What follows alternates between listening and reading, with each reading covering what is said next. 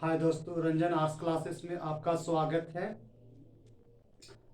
जैसे दोस्तों, आज हम आपको बौद्ध धर्म पार्ट 2 के बारे में बता रहे हैं। बौद्ध धर्म के पार्ट 2 से पहले मैंने पार्ट 1 को बारे में डिस्कस कर चुका था, वर्णन कर चुका था।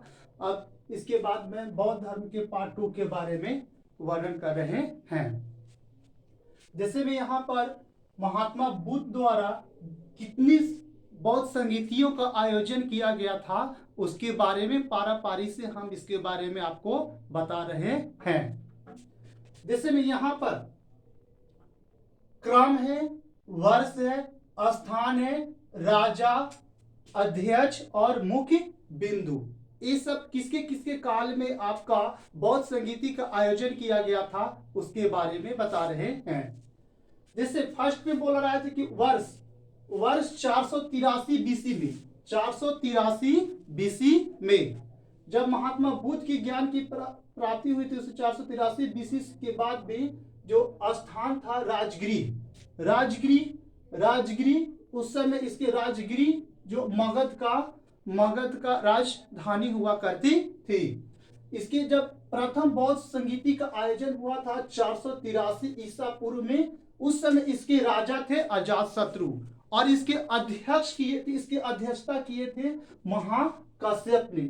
इसका मुख्य बिंदु था, इसमें कुछ भी नहीं था। इसके बाद सेकंड में है आपका 383 बीसी में, 383 बीसी में मतलब बर्थ ऑफ जीसस क्रिस्ट की जो द्वितीय बौद्ध संगीति का आयोजन हुआ था वैशाली जो अभी लिच्छवी अभी आपका बिहार में ही वैशाली जिला पड़ता है। इसके राजा थे कालाशोक और इसके द्वितीय बौद्ध संगीति का आयोजन कालाशोक के शासन काल में किया गया था। इसके अध्यक्ष थे आपको साबा कामी और इसका मुख्य बिंदु द्वितीय बौद्ध संगीति का मुख्य बिंदु था बौद्ध धर्म की पहचान। मैंने बौद्ध धर्म की पहचान का अर्थ है कि बौद्ध धर्म को आगे की ओर विकसित करना, जितना हो बौद्ध धर्म को प्रचार प्रसार करते रहना। बौद्ध धर्म की पहचान सेकेंड बौद्ध संगीति में बौद्ध धर्म को एक ऊंची मुकाम पर ले जाने के लिए था। इसके बाद आपको बताते हैं तृतीय बौद्ध संगीति का आयोजन 255 बीसी में, तृतीय बौद्ध संगीति का आयोजन 255 बीसी में हुआ था। उस समय ये स्थान था आपका पाटलिपुत्र। उस समय तृतीय बौद्ध संगीति का आयोजन अशोक के शासन काल में हुआ था। अशोक और उसकी अध्यक्षता किए थे आपको मोगल्लीपुत्र ने। इसके पाटलिपुत्र तृतीय बौद्ध संगीति का जो आयोजन हुआ था अशोक के शासन काल में किया गया था।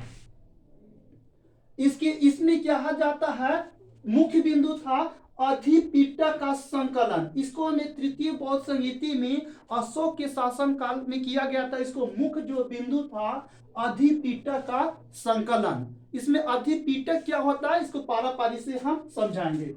इसके बाद चौथा था ईसवी के प्रथम शताब्दी। चौथा बौद्ध संगीति का आयोजन ईसवी के फर्स्ट शताब्दी के प्रथम 102 एडी में किया गया था। एडी का फुल फॉर्म होता है एमनी डोमनियो, जिसको ये चतुर्थ बौद्ध संगीति का आयोजन कुंडलवन कश्मीर में किया गया था। इसके शासन काल में हुए थे। उस समय कहते चौथी बौद्ध संगीति के आयोजन के शासन काल में जो राजा थे जो कनिष्क, ठीक है। इसके चौथी बौद्ध संगीति के अध्यक्षता किए थे वसुमित्र या अश्वघोष के नाम से भी जाना जाता है।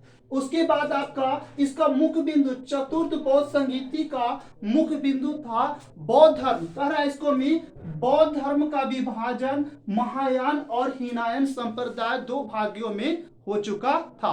आपको से जब यहाँ पर बोला जाए कि किस बौद्ध संगीति के आयोजन में बौद्ध धर्म दो भागों में बट गया था, तो चतुर्थ बौद्ध संगीति जिसका जो कार्यकाल था 102 एडी में। इसके जो कहां पर किया गया था, कुंडलवन काश्मीर कनिष्क, और इसको वसुमित्र अश्वघोष ने इसको क्या किया था, अध्यक्षता किया था। इसी में चतुर्थ बौद्ध संहिता में हीनयान और महायान दो धर्मों में क्या हो गया था, बौद्ध धर्म क्या हो गया था, बट गया था।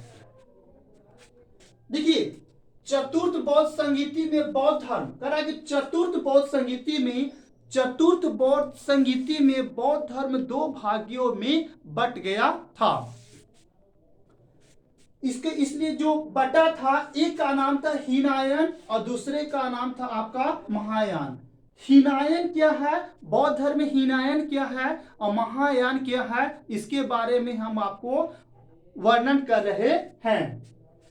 हीनयान का अर्थ होता है, इसमें रूढ़िवादी परिवर्तन के व्यक्ति लोग रहते थे। वो बौद्ध धर्म को जितने वो समझते थे कि बौद्ध धर्म में कोई मनुष्य का ही एक तरह से अवतार है, कोई भगवान का अवतार, कोई ईश्वर या गॉड का अवतार नहीं है। इसलिए उनको क्या बोला जाता है, रूढ़िवादी परिवर्तन के लोग। जो हीनयान धर्म के लोग मानने वाले होते हैं और रूढ़िवादी संप्रदाय के लोग और परिवर्तन विरोधी होते हैं। ये क्या होते हैं, परिवर्तन, जिस तरह से जिस समय का परिवर्तन होता है उसका क्या होते थे, हीनयान लोग विरोधी होते थे।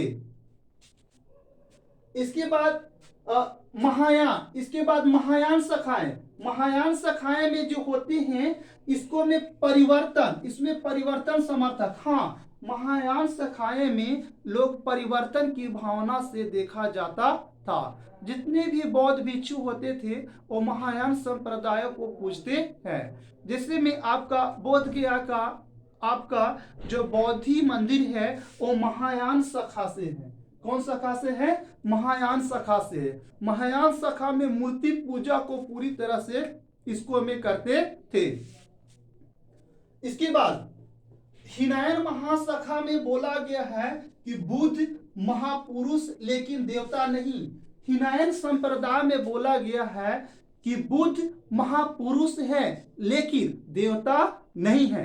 लेकिन महायान शाखाएं में बोला जाता है कि बुद्ध एक देवता है। महायान शाखाएं में बोला जाता है कि बुद्ध एक देवता है, वो अवतारी पुरुष है, माने उनका जो जन्म हुआ है किसी भगवान के माध्यम से ही हुआ है। इसके बाद हीनयान शाखाएं बोलती हैं इसको जो मूर्ति पूजा, कौन पूजा, मूर्ति पूजा विरोधी, ये मूर्ति पूजा को नहीं मानते थे। हीनयान शाखाएं होती थी जो मूर्ति पूजा को नहीं मानते थे। लेकिन महायान शाखाएं मूर्ति पूजा में क्या करते थे, विश्वास करते थे। इसके बाद हीनयान धर्म का संप्रदाय का किन शहरों में, किन देशों में इसका प्रचार हुआ उसके बारे में। श्रीलंका एवं भारत, बर्मा, थाईलैंड आदि देशों में हीनयान संप्रदाय का जो प्रचार था आपका श्रीलंका, भारत, बर्मा ऐसे छोटे छोटे देशों में इसका क्या किया गया था, प्रचार किया गया था। लेकिन यहाँ पर बोला जा रहा है कि इसमें महायान शाखाएं में बोलता है कि मूल्य आदर्श बोधिसत्व, माने इसमें कि इसको जो महात्मा बुद्ध की जो मूल शाखा थी वो मूल आदर्श और बोधिसत्व के नाम से भी जाना जाता था। इसको महायान शाखाएं का जो प्रचार किस किस देशों में हुआ, तो आपको वो देश है उत्तर भारत में हुआ था इसका प्रचार। इसके बाद हो गया आपका चीन, इसके बाद जापान और तिब्बत, ऐसे छोटे छोटे जो देश और बड़े जो देश हैं, इन जगहों पर महायान संप्रदाय का क्या किया गया, प्रचार किया गया। चीन में बौद्ध धर्म को ले जाने का श्रेय चीन में बौद्ध धर्म को ले जाने का श्रेय वेनसियांग को जाना जाता है। बोधिसत्व क्या होता है, बोधिसत्व क्या है, महात्मा बुद्ध द्वारा बोधिसत्व क्या है उसके बारे में। कह रहे कि ऐसा व्यक्ति जो स्वयं तो निर्माण प्राप्त कर चुका है पर अन्य लोगों की सहायता करता है। बोधिसत्व एक ऐसा व्यक्ति होता है जो स्वयं तो निर्माण का अर्थ होता है जो स्वयं तो ज्ञान की प्राप्ति कर चुका हो, और जब ज्ञान की प्राप्ति कर चुका हो तो किसी दूसरे को भी सहायता प्रदान करता है। इसी को बोला जाता है आपका बोधिसत्व के नाम से भी जाना जाता है। इसके बाद वज्रयान शाखाएं क्या है? तो वज्रयान शाखाएं हैं जो आपको गुप्त काल में 6ठी से 8वीं सदी में इसका विकास हुआ। वज्रयान शाखाएं की जो गुप्त काल में 6ठी से 8वीं शताब्दी में इसका विकास हुआ। वज्रयान शाखाएं इसमें आडंबर माने मूर्ति पूजा चीजों पर क्या करता था, एक तरह से ढकोसला या आडंबर का श्रेय दिया जाता है। ये इसमें आडंबर की प्रधान थी। इसमें बौद्ध धर्म के पतन हो गया योगदान की। आपसे पूछा जाए कि इसमें आडंबर की प्रधान थी, इसमें बौद्ध धर्म के पतन में योगदान दी। इसीलिए कहा जाता है कि वज्रयान शाखाएं एक ऐसी शाखा थी जिसमें क्या होता था, इसमें बौद्ध धर्म के जितने भिक्षु या पंडित होते थे इसमें आडंबर लोग होते थे। बौद्ध धर्म को समाप्ति होने का श्रेय वज्रयान शाखाएं को ही दी जाती है। इसके बाद आपको बौद्ध महात्मा बुद्ध के जीवन चरित्र में कितने जो साहित्य हैं उसके बारे में पारी पारी से हम लोग वर्णन कर रहे हैं। बौद्ध साहित्य क्या है उसके बारे में, यह आपका त्रिपिटक जैसे में इसको बोला जाता है। त्रिपिटक का अर्थ क्या होता है? तो त्रिपिटक जो पाली भाषा में रचित है, त्रिपिटक है आपको पाली भाषा में रचित एक ग्रंथ है जिसको त्रिपिटक के नाम से भी जाना जाता है। उसके बाद आपका आता है सूत पिटक क्या है? तो सूत पिटक बुद्ध के उपदेशों का संग्रह। सूत पिटक में महात्मा बुद्ध द्वारा जितनी प्रकार की अच्छे से अच्छे उपदेश, अहिंसावादी जो उपदेश दिए गए थे वही उसमें है। सूत पिटक में क्या किया गया था उसको में लिखा गया है। उसके बाद विनय पिटक का अर्थ होता है संघ के नियमों।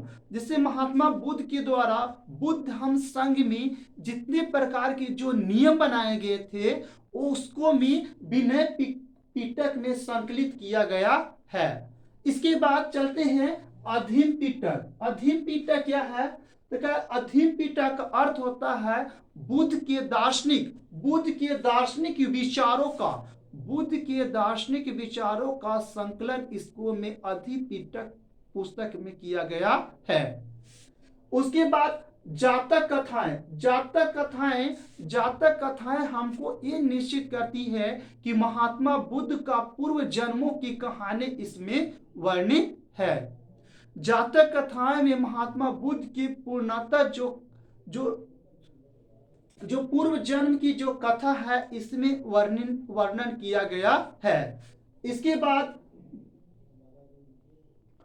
महात्मा बुद्ध को लाइट ऑफ एशिया के नाम से भी जाना जाता है। महात्मा बुद्ध को लाइट ऑफ एशिया के नाम से इसलिए जाना जाता है, इसलिए एशिया का प्रकाश उत्सव के नाम, प्रकाश पुंज के नाम से भी सर्वप्रथम एडविन आर्नोल्ड ने बताया था। इसलिए बताया था कि महात्मा बुद्ध एक ऐसे पुरुष हैं जो हमेशा अहिंसा के वादियों पर चलकर भारत को प्रबुद्ध बुद्ध की ज्ञान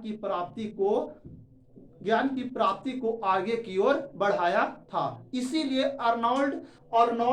एडविन आर्नोल्ड ने महात्मा बुद्ध को लाइट ऑफ एशिया के नाम से बताया था। इसके बाद गंधार कला का संबंध आपको बौद्ध धर्म से है। गंधार कला का संबंध बौद्ध धर्म से है। प्यारे दोस्तों, इस चैनल को लाइक आप सब्सक्राइब कर दें और चैनल को जितना से जितना ज़्यादा शेयर करें। Thank you.